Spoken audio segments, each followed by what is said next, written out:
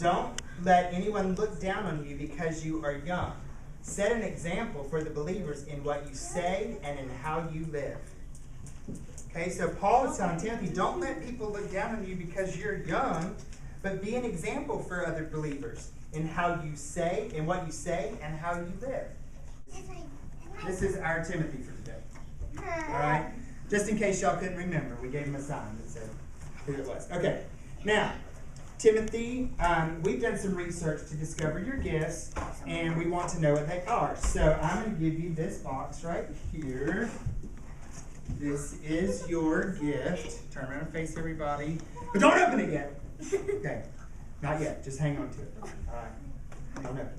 I know you're tempted, but we're not going to open it yet. Okay. So if he starts to open it, y'all let me know, okay? He's not supposed to open it. All right, so we're going to look in the Bible to see if we can figure out what your gifts are. It's a great place to look is in the Bible when we're looking for an answer, right? And where do you think we should go to look for the answer to where what your gifts are, Timothy? Timothy, that would be a great place to go, the book of Timothy. So we're going to turn to the book of Timothy. And we're going to read some verses here. And when it's time for us to do the verse, I'm going to let Timothy. Oh, here's what we know about you, Timothy. We know that at some point after you heard Paul talk about Jesus, this light bulb went off in your head, ding, ding, ding, and you believed in Jesus. And because you did, you were given a gift.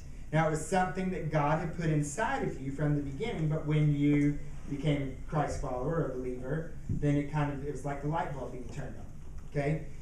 So you're going to use this gift to make a difference in bigger ways than you ever could have imagined, right? Okay.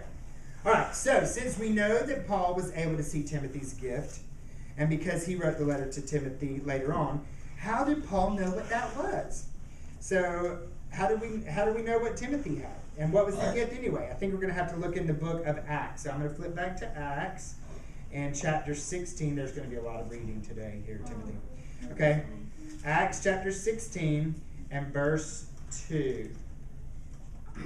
The brothers at Lystra and Iconium spoke well of him. Okay, so it's pretty cool. The believers at Lystra and Iconium spoke well of him, said good things about Timothy. So that's pretty cool. Good job, Timothy.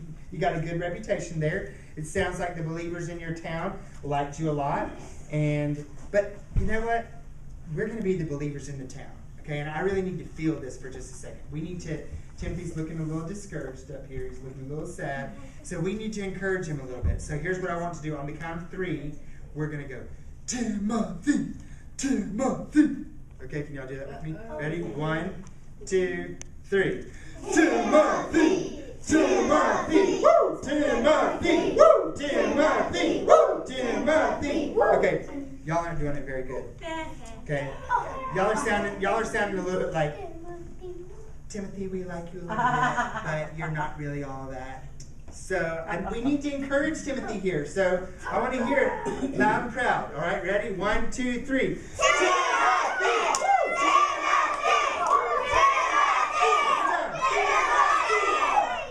Good job. Good job. All right.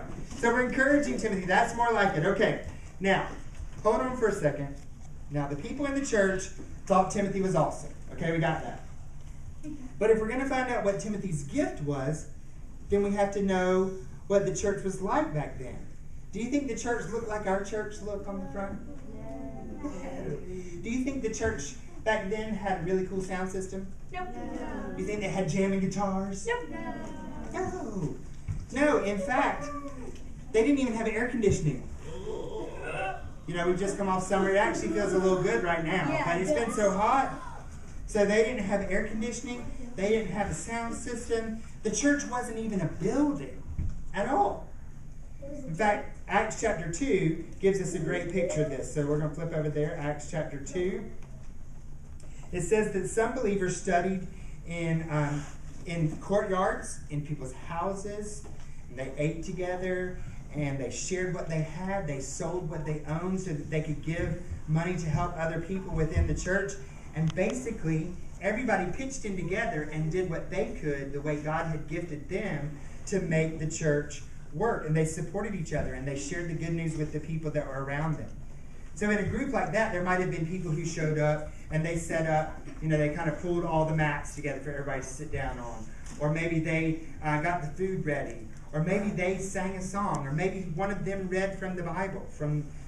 So there were lots of different responsibilities that they might have taken. So where did Timothy fit into this? Where did he fit in at the church? What was his gift? Here's where we find out. Verse 3. Paul wanted to take him along on the journey. That's good. Paul wanted to take Timothy along on the journey. So, Paul was a teacher. He's spreading the good news about Jesus all around, going to all these different places, but he needed some help. So he needed somebody to help him tell the people about Jesus. And this tells us that Timothy had the gift of teaching too. Okay? So we're going to flip your sign around here. So Timothy is a teacher. All right, Timothy, I want you to go ahead and open your gift. It's okay now. He can open it. Chapter 1, verse 5. It says teacher. I have been reminded of your sincere faith, which first loved your grandmother Lois and in your mother and Eunice, and I am persuaded now lives in you also. Okay? So Paul said, I've seen the faith that once lived in your grandmother and in your mother, and now lives in you also. First of all, he had faith. It came from reading the scriptures. It came from listening to what his mom and his grandmother said. And then he also, we already talked about this, but he had a good reputation with the church. The way he used his gift, which was what? Teaching. So the way he used his gift in action. So the churches were strengthened in the faith and grew daily in numbers. Okay, so the churches were strengthened in their faith, and they grew daily in numbers. Awesome. So it just goes to show you what God can do with your gifts. And Paul believed, all right, give Timothy a big hand. Timothy!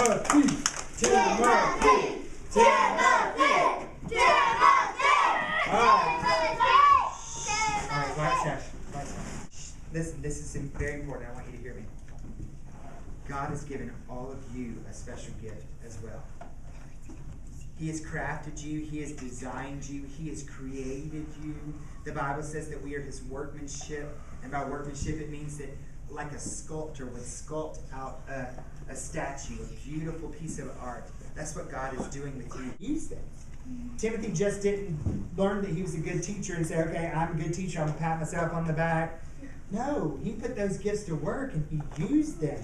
And then he showed up to help Paul. And then he got to the next level by learning from Paul. He joined Paul on his missionary's journey. He became a well-known teacher. He learned even more from Paul. And then he continued to use what God had given him. And because he did, he made a big difference in telling others about Jesus, about God. So think about this. Think about this. Everybody think with me just for a minute. Timothy had a strong foundation in his grandmother and his mom. His friends in Lystra saw that he was gifted. They saw that he was faithful. Paul saw his giftedness. And then other people, when they saw him and pointed out, helped him discover that he had the gift of teaching, they helped him learn how to do it. Paul came alongside of him and said, here, Timothy, let me teach you. Let me show you how to be a better teacher. And so as he developed that gift and he began to use it, you have a few adults in your life who want to help you develop your gifts and discover what your gifts are and how you can use them and how you can be a part of God's big story. God has created you special too. He's given you special gifts. There are things that you can do that nobody else can do. Did you know that? Something in your life, God has designed something for you to do that he doesn't want anybody else to do. He wants you to do.